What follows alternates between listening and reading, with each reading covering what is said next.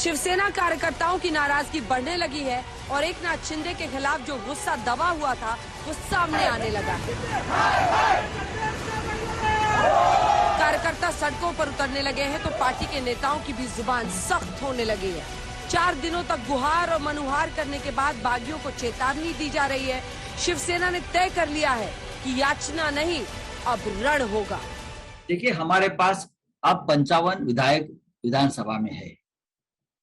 उसमें से मैं मानता हूं सभी विधायक चले गए, जाने दो। कागज पे विधायक जाने का मतलब पार्टी खत्म हो गया ऐसा नहीं होता है। विधायक चले जाते हैं, पार्टी खड़ी रहती है, वापस विधायक चुनकर लाते हैं। जीतेंगे, फ्लोर ऑफ द हाउस पर जीतेंगे। अगर लड़ाई सड़क पर हो गई तो वहां भी जीतेंगे।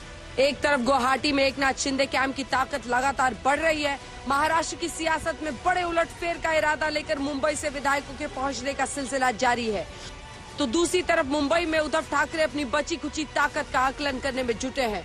महाराष्ट्र के सीएम ने पार्टी पदाधिकारियों की बैठक बुलाई और साफ कहा, परवा मी बोललो आणि मी वर्षा सोडला आणि माझ्या मातोश्रीमध्ये आलो। काही जणांचे मला फोन आले, आजही येत आहेत की उद्धवजी तुम्ही वर्षा सोडायला नाही पाहिजे होतं। म्हटलं का? नाही, लोकांना असं वाटतं तुम्ही जिद्द सोडली। म्हटलं मी जिद्द सोडणाऱ्यातला नाहीये, मी मोह सोडला, पण जिद्द नाही सोडणार मी कधी, कदापि जिद्द नाही सोडणार। आणि ज्या गोष्टी आपल्या नाहीतच त्या सोडायचा मोह हा असू नये का?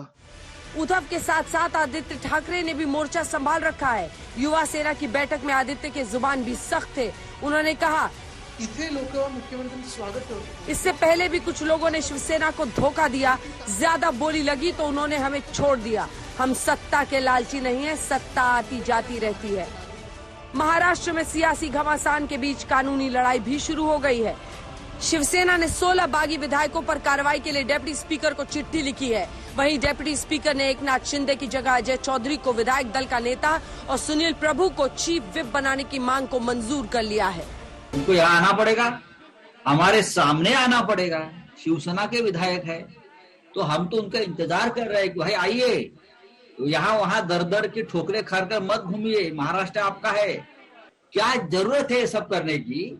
जो बातें आपके मन में है वो आप यहाँ हमारे सामने बैठकर, उद्धव जी के सामने बैठकर भी बात कर सकते थे। इसके लिए आपको भारतीय जनता पार्टी का सिक्योरिटी और सहारा लेना पड़ा सूरत से गुवाहाटी तक। ये लगता है ये कोई एक सच्चा शिवसैनिक का आत्मसम्मान नहीं है। ये मानता हूं मैं, ये प्रतिष्ठा नहीं है शिवसैनिक की। शिवसेना के दांव पेच को एकनाथ शिंदे डराने की कवायद बता रहे हैं। कल 12 डिस्क्वालिफिकेशन के पिटिशंस फाइल किए गए हैं शिवसेना की तरफ से। इन पिटिशंस को देखते हुए आपका आगे का रवैया क्या रहेगा? माइनॉरिटी में जो लोग हैं उसको कार्रवाई करने का, डिस्क्वालिफिकेशन करने का अधिकार ही नहीं है, और मीटिंग अटेंड करने के लिए नहीं किया, इसके लिए डिस्क्वालिफिकेशन नोटिस देने का कोई अधिकार नहीं। ये सिर्फ डराने की बात है, ये डराने की चेष्टा है। और इसलिए ये शिवसेना के जितने हमारे पास एमएलए है, निर्दलीय है, उन्होंने कहा है कि ऐसी एक नोटिस नहीं 10 नोटिस आएंगे तो भी हम लोग डरने वाले नहीं, क्योंकि आप कार्रवाई करने का अधिकार ही नहीं है।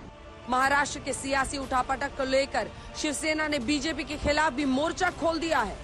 जो भी लड़ाई हमें लड़नी है टेक्निकल ग्राउंड्स पे, पॉलिटिकल ग्राउंड्स पे, और लीगैलिटी क्लियरली सजेस्ट कि लीगल अथॉरिटी इन लोगों के पास नहीं है। ये वहाँ के एमएलएज को बहला फुसलाकर यहाँ से ले गए हैं। 2/3 करने की बात पहले छगन भुजबल जी ने भी कर चुके हैं, हमारे साथ राज ठाकरे जी भी कर चुके हैं, नारायण राणे जी भी कर चुके हैं। ये भी सामने देखा है, देख लेंगे दूध को। तो वो बोल रहे हैं हम लोग सड़कों पे उतर जाएंगे, तो सड़कों पे उतरने का मतलब क्या है? डेमोक्रेसी में सड़कों के ऊपर उतर के डिसीजन होता है क्या? अगर ये है तो बीजेपी और आप इकट्ठा उतरे थे इलेक्शन में, आप इकट्ठा जीते थे, तो जब आपने दूसरे के साथ सरकार बनाई तो बीजेपी के लोग सड़क पे आ गए थे क्या? ये सवाल अपने मन को पूछिए। उधर कांग्रेस और एनसीपी ने ऐलान कर दिया कि दोनों पार्टियां पूरी मजबूती के साथ उद्धव के साथ खड़ी हैं।